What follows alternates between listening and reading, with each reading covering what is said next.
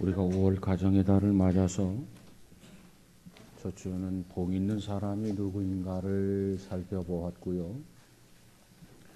그리고 두 번째는 복 있는 가정이 어떠한 가정이었는가. 그리고 세 번째로 복 있는 교회는 어떠한 교회인가. 그리고 오늘은 복 있는 기업에 대해서 한번 살펴보려고 합니다. 윌슨이라고 하는 사람이 있는데 이 사람은 성공한 사업가입니다. 지극히 평범한 사무실에서부터 근로자로 시작을 합니다. 그러던 그가 여러 해에 걸치면서 줄기찬 노력으로 마침내 자신의 회사를 갖게 되고 그리고 사옥을 가지게 되었습니다. 그리고 주변의 사람들에게 존경받는 그런 사업가가 되게 된 것입니다. 그러던 어느 날 이 윌슨은 사무실을 벗어나서 거리로 나오게 됩니다. 그런데 등 뒤에서 들려오는 그저 딱딱딱 소리를 듣게 됩니다. 그것은 다름 아닌 시각장애인이 대나무 장대로 땅바닥을 두드리면서 나아오는 그러한 모습이었습니다. 일대 윌슨은 잠시 멍하게 있다가 천천히 뒤를 돌아다 보게 됩니다. 그러자 그 시각장애인은 자기 앞에 사람이 있다고 하는 것을 알아채고 이렇게 말하게 됩니다. 선생님은 제가 앞을 못 보는 장애인이란 사실을 알아차렸을 것입니다. 제가 선생님의 시간을 좀 빼앗아도 되겠습니까? 그 말을 들었던 윌슨이 이렇게 말합니다. 나는 지금 중요한 고객을 만나러 가는 중입니다. 무엇을 원하시는지 얼른 말해 보십시오. 그러자 시각장애인은 무엇인가를 찾기 위해서 주머니를 한참 뒤적입니다. 그러다가 주머니에서 라이터 하나를 꺼내서 윌슨 손에 쥐어주면서 이렇게 말했습니다. 선생님, 이 라이터는 겨우 $1짜리입니다. 그러나 최고의 품질을 자랑하는 라이터입니다. 윌슨은 시각장애인의 말을 듣고 한숨을 쉬며 양목 주머니에서 지폐 한 장을 꺼내서 그에게 건네주게 됩니다. 그러면서 말하기를 나는 담배를 피우지 않지만 당신을 돕고 싶습니다. 이 라이터는 엘리베이터를 조종하는 젊은이에게 주도록 하겠습니다. 시각장애인은 윌슨이 건넨 지폐를 손에 들고 만지작거립니다. 뜻밖에도 그것이 $100짜리임을 알아차리게 됩니다. 그는 떨리는 손으로 계속 지폐를 더듬으면서 감격스럽게 이렇게 말합니다. 당신은 내가 만난 사람 중에서 가장 후하고 인자한 사람입니다. 하나님께서 당신을 항상 지켜주시기를 기도하겠습니다. 그 말을 듣고 윌슨이 웃으면서 막 돌아서려 할 때에 시각장애인이 그를 잡아 끌며 쉴 새 없이 이렇게 말합니다. 당신은 모를 것입니다. 저도 태어날 때부터 눈이 안 보였던 것은 결코 아니었습니다. 모든 것이 다 23년 전 그 볼튼 사고 때문입니다. 그때는 너무너무 무서웠습니다. 그 말을 듣던 윌슨이 멈칫하며 물었습니다. 그렇다면 당신이 그 화학공장 폭발 사고 때 실명한 사람이란 말입니까? 그는 말하기를 맞습니다. 맞아. 당신도 그 사고를 알고 있군요. 하긴 그때 그 폭발 사고가 사망자가 93명이나 되고 다친 사람이 수백 명이나 되는 특종감이었으니 어찌 알지 못하겠습니까? 시각장애인은 자신이 당하는 그런 억울한 재난을 윌슨에게 이야기함으로써 그의 동정심을 자극해 더 많은 돈을 얻고 싶었던 것입니다. 그래서 그는 아주 가련한 태도로 계속해서 말을 이어갔습니다. 저는 정말 불쌍한 놈입니다. 이곳저곳 떠돌아다니면서 삽니다. 제가 의지할 때는 하나도 없습니다. 그래서 밥을 굶기를 밥 먹듯 합니다. 저 같은 사람은 죽어도 누구 하나 알아주지 않을 것입니다. 당신은 아마 사고 당시의 정황을 잘 모를 것입니다. 그 불길이 너무도 거세고 걷잡을 수 없었습니다. 마치 지옥이 따로 없었습니다. 도망가려는 사람들로 북새통을 이루는 바람에 아주 어렵게 출구까지 나갔는데 한 건장한 젊은이가 뒤에서 이렇게 소리를 지르지 뭡니까? 저부터 나가게 해주세요. 저는 아직 젊어서 할 일이 아주 많습니다. 아직 죽고 싶지 않아요. 그때 젊은이는 나를 밀어 넘어뜨리고 밟고 지나가게 되었습니다. 저는 그로 인해서 정신을 잃었지요. 그리고 나서 깨어나서야 시력을 잃었다고 하는 것을 알았지요. 운명은 정말 불공평한 것입니다. 이런 이야기를 늘어놓습니다. 이 말을 들으면서 윌슨은 냉정하게 차분하게 이렇게 말합니다. 아마 당신 말은 사실이 아닌 것 같습니다. 당신은 지금 그 상황을 정반대로 말하고 있지 않습니까? 시각장애인은 윌슨을 향해서 놀란 얼굴을 돌렸습니다. 계속해서 윌슨은 한마디 한마디 천천히 또박또박 분명하게 말해 주었습니다. 당시 나도 볼턴 화학공장에서 일하던 직원이었습니다. 내 몸을 밟고 지나간 사람이 바로 당신이었군요. 그때 당신은 나보다도 키가 컸습니다. 저는 절대로 당신이 던진 그 말을 영원히 잊을 수가 없습니다. 그러자 시각장애인은 오랫동안 멍하니 서 있다가 갑자기 윌슨에게 매달리면서 큰 소리로 말했습니다. 이게 바로 기막힌 운명이 아닙니까? 이 운명이 불공평하지 않습니까? 당신은 그 공장 안에 있었지만 지금은 아주 유명한 사람이 되었고 나는 사람들을 짓밟으면서 밖으로 뛰쳐 도망쳐 나왔지만 오히려 쓸모없는 장님이 되었으니 말입니다. 이때 윌슨은 그 시각장애인의 손을 힘껏 뿌리치고 종려나무 지팡이를 집어들고 당당하게 말했습니다. 알고 있어. 당신은 나 역시 장애인이라는 사실을 알고 있느냐는 말이요. 그러나 나는 운명을 믿지 않소. 당신은 운명을 믿지만 나는 그 운명을 믿지 않소. 두 사람이 동시에 당신처럼 장애인이라는 사실을 당신은 알고 있느냐는 말이요. 두 사람이 똑같이 불행을 당했습니다. 두 사람이 똑같이 실패를 만났습니다. 그런데 한 사람은 국어를 하면서 허송세월을 하는 인생을 살아온 데 비해서 또 한 사람은 그 불행, 그 실패를 출세의 발판으로 삼아 오늘 훌륭한 인생을 살아왔다고 하는 겁니다.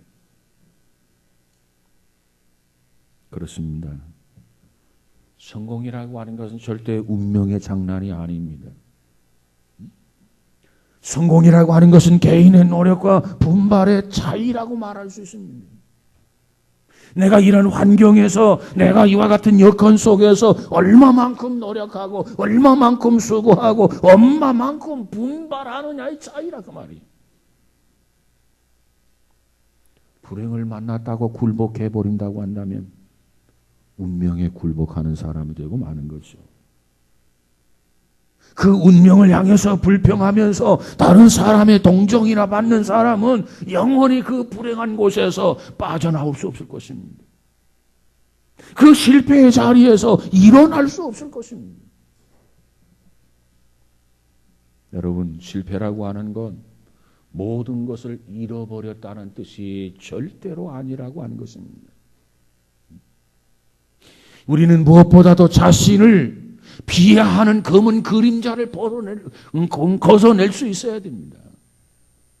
그리고 그 검은 그림자, 그런 것을, 구름 같은 것들을 걷어내고 스스로 노력하고 땀을 흘리고 수고하고 분발하면 언젠가는 남들로부터 인정을 받고 언젠가는 남들로부터 존경을 받는다는 거예요. 이것을 웰슨이 우리에게 가르쳐주고 있습니다. 오늘 본문에 보면 하나님으로부터 풍성한 축복을 받을 수 있는 것을 말씀해 주고 있습니다. 그러면 우리가 어떻게 해야 하나님 앞에 풍성한 축복을 받아 누릴 수가 있는가? 그 전제 조건은 무엇보다도 순종이라고 하는 것을 제시해 주고 있습니다. 모든 복이 위로부터 내려오는데, 모든 축복이 하나님으로부터 오게 되는데, 어떠한 사람에게 이 복이 주어지고 어떠한 사람에게 이 축복이 주어지느냐? 그것은 바로 하나님 앞에 순종하는 사람이라는 거예요. 우리는 하나님의 말씀 앞에 순종하면서 그 말씀 앞에 겸손하게 살아간다면 하나님은 반드시 우리에게 복을 주실 줄로 믿습니다. 우리들이 받아 누려야 할 어떤 정신적인 복, 물질적인 복, 현세적인 복, 내세적인 축복은 전적으로 하나님 앞에 그저 맡기고 그저 매일매일 하나님과 올바른 관계를 맺으면서 하나님을 기쁘게 해드리고 하나님을 영화롭게 해드리면서 하나님의 말씀대로 순종하며 살아간다면 하나님은 반드시 우리들에게 필요한 모든 축복을 허락해 주실 줄로 믿습니다. 사랑하는 여러분이요, 여러분은 어떠한 생업을 가지고 계십니까? 여러분은 어떤 기업을 가지고 계십니까? 여러분은 어떤 직장을 가지고 계십니까? 여러분의 생업 위에 하나님의 그 풍성한 축복이 넘쳐나기를 주의 이름으로 축원합니다. 하나님은 본문을 통해서 우리에게 약속하십니다. 하나님은 오늘의 이 말씀을 통해서 우리에게 축복합니다.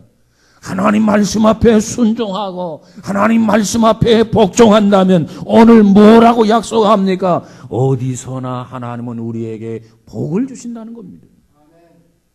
3절에 보면 성읍에서도 복을 받고 들에서도 복을 받을 것이며, 그래서 여기서 말하는 성읍이란 무엇을 말할까요? 많은 사람들이 붐비는 곳입니다. 그래서 각종의 사건과 소문이 빠르게 입에서 입으로 전해지는 곳이 성읍이에요. 여러분, 성읍에서도 복을 받는다. 이 무슨 의미입니까? 이 말의 의미는 많은 사람들이 알 수 있도록, 많은 사람들이 목격할 수 있도록 하나님은 공개적인 축복을 우리에게 주신다는 겁니다.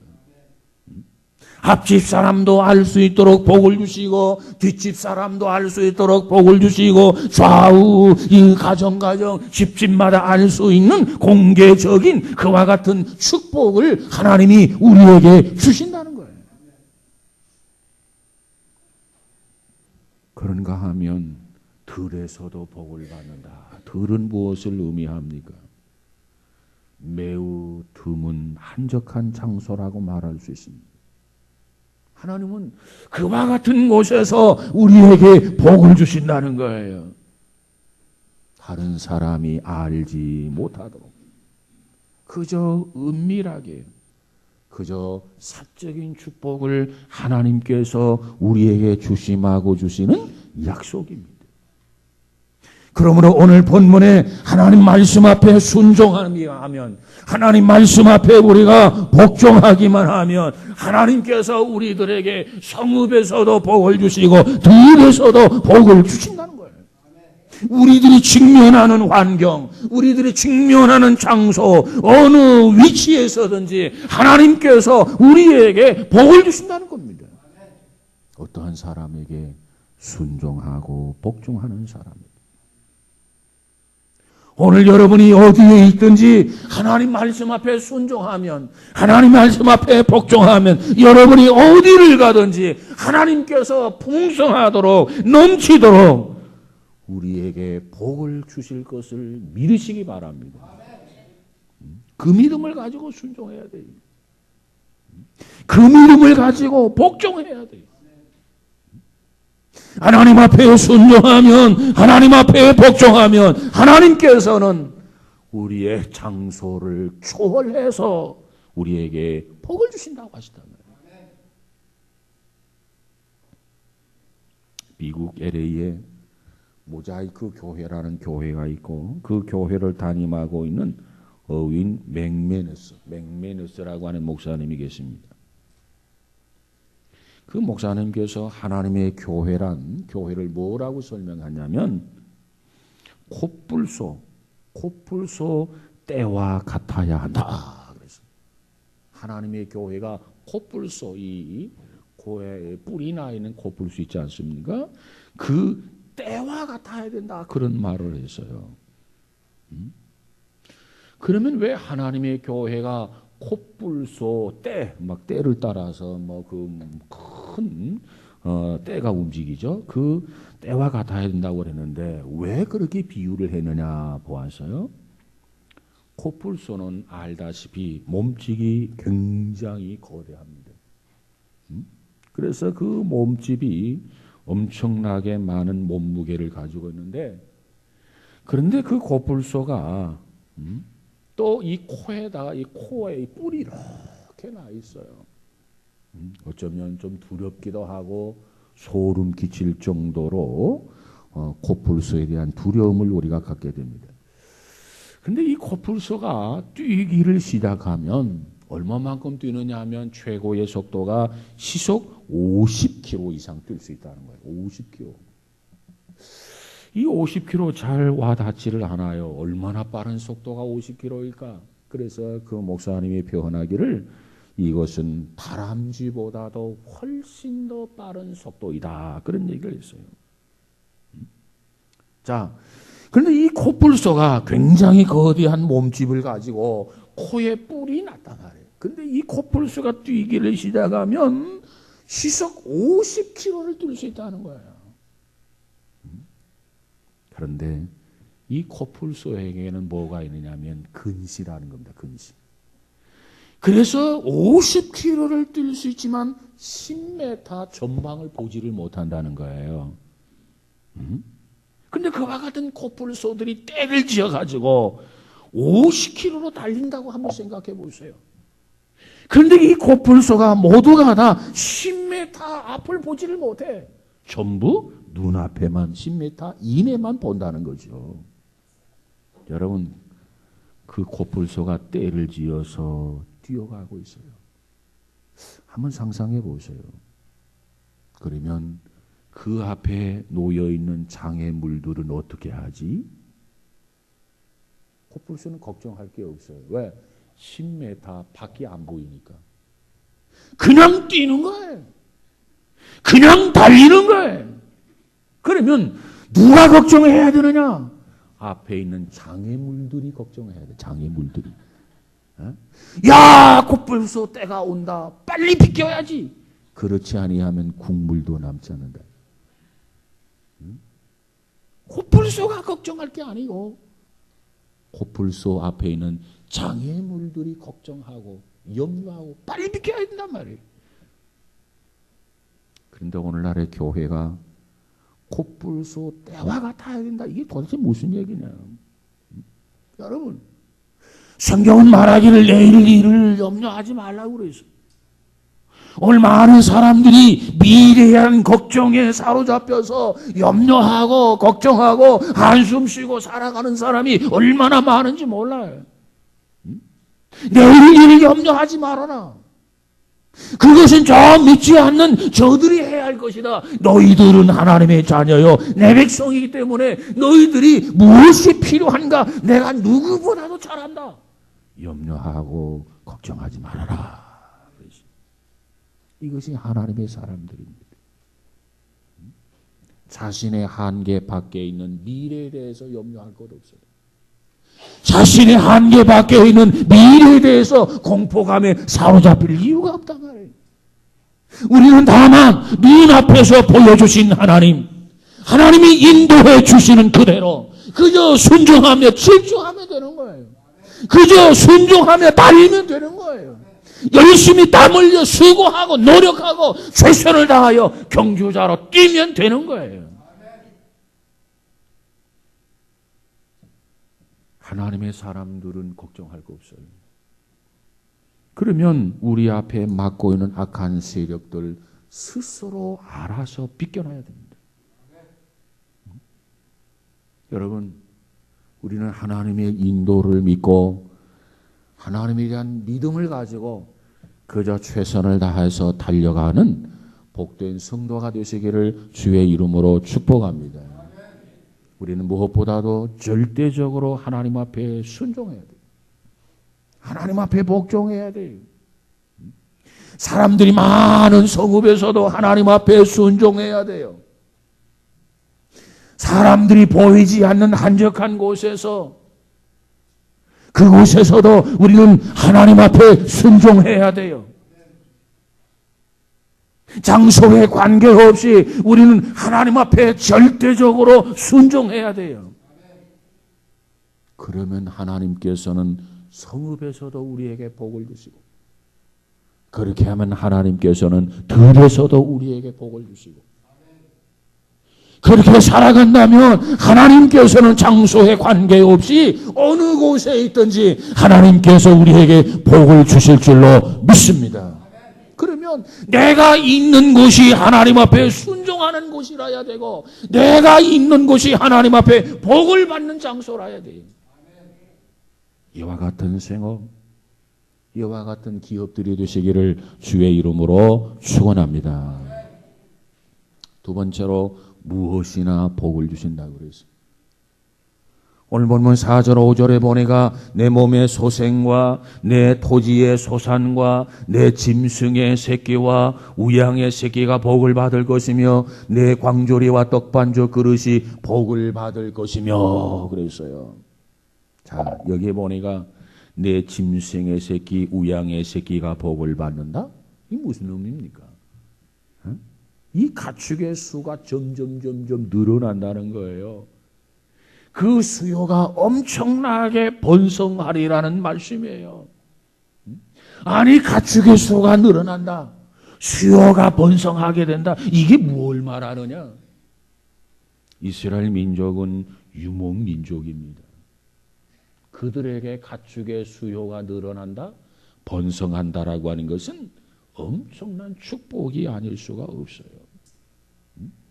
하나님께서 순종하고 하나님 앞에 복종하면 내 몸의 소산과 내 토지의 소산과 내 짐승의 새끼와 우양의 새끼가 복을 받는다고 그랬어요. 그 다음에 광주리와 떡반죽 그릇이 복을 받는다고 그랬어요. 여기서 말하는 광주리는 무엇을 말하느냐?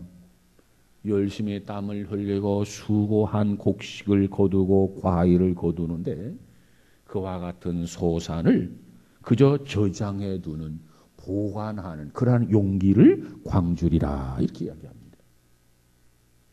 그 다음에 떡반죽 그릇이 복을 받는다 그래서 떡반죽 그릇은 뭘 의미하느냐? 이 떡반죽 그릇은 반죽을 부풀리는 반죽통을 가리킵니다. 히브리인들의 주식이 뭡니까? 밀가루로 만든 빵입니다. 이 떡반죽 그릇, 반죽하는 통이 저들에게는 반드시 필요해요.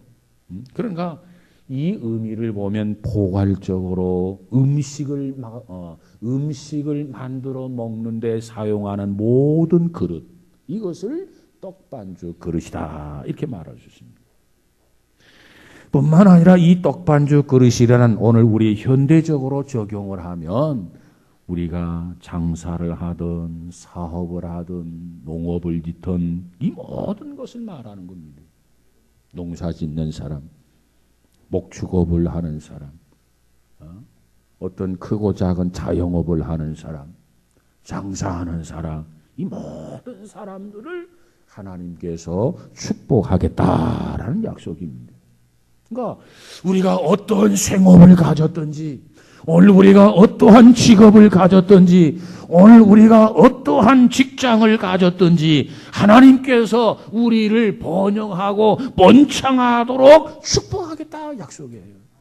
어떤 사람에게 이 약속을 주셨느냐? 하나님 앞에 순종하고 하나님 앞에 복종하는 사람에게는 이와 같이 복을 주겠다 하셨습니다.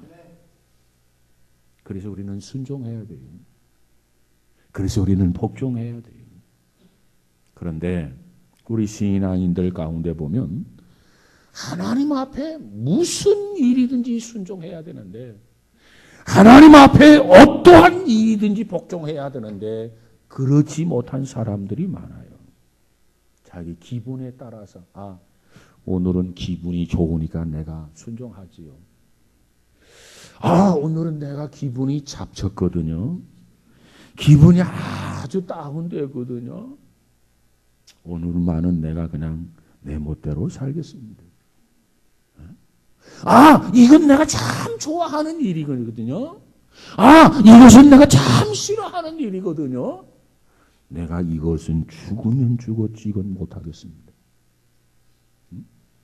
오늘 신앙생활하는 사람들을 보면 자기의 기분이나 자기의 기호나 어떤 조건에 따라서 어떤 것은 순종하고 어떤 것은 불순종하고, 여러분 그건 하나님이 기뻐하는 게 아니에요.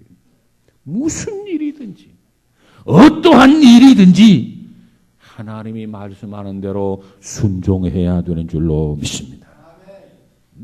내가 어떠한 직업을 종사하든지 간에 하나님 앞에 기도하면서 그 일을 해내면 하나님은 반드시 우리에게 주님의 음성을 들려주실 줄로 믿습니다. 하나님의 음성은요, 하나님의 응답은요, 다양한 방법이에요. 다양한 방법. 오직 한 가지 방법이 아니에요. 여러분, 하나님께서는 무슨 일이든지 순종함으로 하나님께서는 무슨 일이든지 축복하는 여러분의 생업과 여러분의 기업이 되시기를 주의 이름으로 축복합니다. 내가 무슨 일이든지 순종해야 무슨 일이든지 복을 준단 말이에요. 어떠한 일이든지 순종해야 어떠한 일이든지 하나님이 복을 주신단 말이에요. 왜? 하나님은 복의 근원인 것을 믿으시기 바랍니다. 그 다음 세 번째로 하나님은 언제나 복을 주십니다. 언제나 복을 주세요. 오늘 본문 6절에 보니까 내가 들어와도 복을 받고 나가도 복을 받을 것이니라 그랬어요. 들어가도 복을 받고 나가도 복을 받고, 들어가면 들어가는 대로 좋고 나가면 나가는 대로 좋고, 하루 일과를 마치고 귀가하면 귀가하는 대로 복이 있고, 직장에 출근하면 출근하는 대로 복이 있고, 또 휴식을 취하면 휴식을 취하는 대로 복이 있고, 이것이 하나님의 변함없는 축복이에요. 하나님은 이처럼 우리에게 복을 주기 원하는데 왜 우리가 복을 받지 못하느냐 말이에요. 복을 받지 못하는 사람들을 보면은 그만큼 분명한 이유가 있어요. 이유가. 하나님이 축복의 인색한 하나님이 아닙니다. 하나님은 후하신 하나님이에요. 누르고 흔들고 흔들어서 주신 그런 하나님이란 말이에요. 그런데 왜 복을 받지 못해요? 이유가 있어요. 그 이유는 자기 자신만 압니다. 내가 여러분이 복을 받지 못하는 이유를 알 수가 없어. 여러분, 내가 하나님의 축복을 받지 못하는 이유는 나 자신만 아는 거예요. 나 자신만. 오늘 여러분이 이 말씀을 들으며 내가 하나님 앞에 복을 받지 못한 이유가 무엇이라고 생각합니까? 그걸 깨트려서 하나님 앞에 기도하시기 바랍니다. 그리고 하루하루 일과를 시작하면서 하나님 앞에 기도하시기 바랍니다. 하나님, 오늘도 복을 주세요. 직장에 출근하면서도 하나님, 오늘도 복을 주세요. 하나님, 들어가도 나가도 복을 받는다고 언제든지 복을 주겠다고 말씀하지 않았습니까? 오늘 나에게 복을 주세요. 그러면 하나님은 오늘도 여러분이 하는 모든 일에 형통하도록 축복해 주실 줄로 믿습니다. 하나님 앞에 순종하는 사람들은 언제든지 복을 받아요. 하나님 앞에 순종하는 자들은 어느 곳에서든지 복을 받아요. 하나님 앞에 순종하는 사람은 외적으로나 내적으로나 어떠한 환경, 어떠한 여건 속에서도 하나님은 형통케 해주시는 거 믿으시기 바랍니다. 그 믿음이 먼저 내 자신에게 와야 돼. 그래, 그 믿음을 가지고 기도하고 믿음 가지고 사모하지 않겠습니까? 우리는 종종 어떤 일을 하게 될 때, 야, 이거 참 쉬운 일이다. 이건 누워 떡 먹기다. 이건 내가 지난번에 많이 했는데 이 부분에 대해서는 경험이 풍부해. 이 부분에 대해서는 누구보다도 노하우가 많아. 이 일은 내가 쉽게 가볍게 해줄 수 있지. 이런 생각을 하고 방심하게 되면 거기에 덫에 철커덕 걸려요.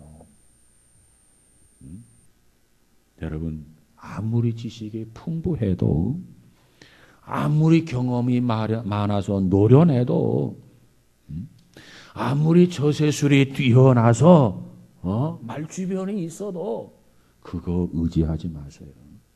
왜? 우리는 유한한 인간에 불과합니다. 그래서 성경은 말하기를 섰다고 하는 자는 넘어질까 조심하라고 그랬어요.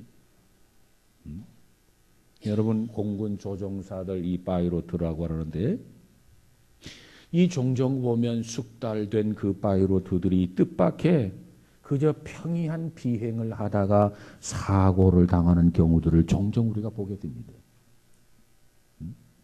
왜 그들이, 그 노련한 그 조종사들이 그저 평이한 그런 조종을 하다가 비행을 하다가 사고를 당해서 그와 같이 죽게 되느냐? 그 이유가 뭐냐? 대부분은 바로 그 이유가 여기에 있다고 이렇게 이야기합니다.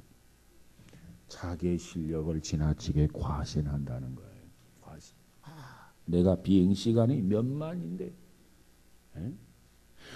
내가 비행기를 얼마나 많이 조종을 해왔는데, 내가 남보다도 뛰어난 실력을 가지고 있는데, 자기의 지식, 자기의 경험, 자기의 어떤 노련함을 더 신뢰한다는 거예요. 그러면서 계기판을 봐야 되는데 계기판을 보지 않는다는 거예요. 계기판을 보면서 비행을 해야 되는데 자기 지식, 자기 실력만 의지하고 비행을 하는 거예요. 그러다가 고도에 대해서 착각을 하게 된다는 겁니다. 그래서 이 바다를 하늘로 생각한다는 거죠. 그래서 사고가 일어난다는 거예요. 그런 사고 때에 따라서는 기체를 찾지 못하는 사고도 없지 않아 있지 않습니까? 그래서 이 교관들이 훈련을 시킬 때 어떠한 일이 있어도 계기판을 바라보라. 어떠한 일이 있어도 계기판을 신뢰하라. 계기판을 믿으면 내가 사는 것이고 계기판을 믿지 않고 불신하면 내가 죽는다. 내 지식을 의지하고 내 경험을 의지하고 비행하게 되면 사고를 당한다. 이것이 교관들의 가르침의 제1성이라는 거예요. 그렇습니다. 계기판만 보면 하늘인지 바다인지 알 수 있어요. 계기판을 보지 못하면 바다를 하늘로 생각한단 말이에요. 여러분, 우리가 험한 세상을 살아감에 있어서 우리는 어찌해야 합니까? 우리는 자신의 지식이나 자신의 노련미나 자신의 경험을 믿어서는 안 되고 하나님의 말씀만을 믿어야 돼요. 하나님의 말씀만을 신뢰해야 돼요. 그 말씀 앞에 순종해야 돼요. 그 말씀 앞에 자기의 생각, 자기의 경험, 자기의 지식을 쳐서 복종시키고 순종해야 돼요. 이렇게 순종하는 것이 진정한 순종이고, 이렇게 복종하는 것이 진정한 복종이고, 이렇게 충성하는 것이 진정한 충성인 것입니다. 아침이나 저녁이나 젊었을 때나 늙었을 때나 실패할 때나 성공할 때나 하나님 앞에서는 그 순간까지 우리는 하나님의 말씀 앞에 절대적으로 순종하는, 절대적으로 복종하는 그러한 성도가 되시기를 주의 이름으로 축원합니다. 어떤 이유에서든지 하나님 앞에서 아니오가 아니라 아멘라고 순종해야 됩니다. 내가 이와 같이 순종할 때 하나님은 나의 기업에도 복을 주신단 말이에요. 하나님은 나의 생업에도 복을 주신단 말이에요. 하나님은 나의 직장에도 복을 주신단 말이에요. 하나님은 미쁘신 하나님, 하나님은 신실하신 하나님이세요. 결코 거짓말하는 그런 하나님이 아닙니다. 사랑하는 여러분, 오늘 이 말씀을 믿음으로 말미암아서 정말 하나님이 복을 주시는지 복을 주지 아니하는지 하나님을 한번 시험해 볼 수 있기를 주의 이름으로 축복합니다. 오늘날 생존 경쟁이라고 하는데 이제는 생존 경쟁을 넘어서 생존 전쟁을 치르고 있어요. 전쟁. 얼마나 힘이 들고 얼마나 어렵습니까? 이 생존 전쟁을 통해서 승리하기 위해서는 무엇보다도 위로부터 주시는 하나님의 능력, 그 능력을 덧입어야 될 줄로 믿습니다. 하나님이 도와주셔야 돼요. 하나님이 역사해 주셔야 돼요. 하나님이 축복해 주셔야 돼요. 오늘 이처럼 하나님으로부터 능력을 받을 수 있도록, 하나님으로부터 축복을 받을 수 있도록 하나님 앞에 순종하며 사는 우리 모두가 되시기를 주의 이름으로 축복합니다. 그럴 때 하나님은 어느 곳에 있든지 무엇을 하든지 언제든지 우리에게 복을 주마 했어요.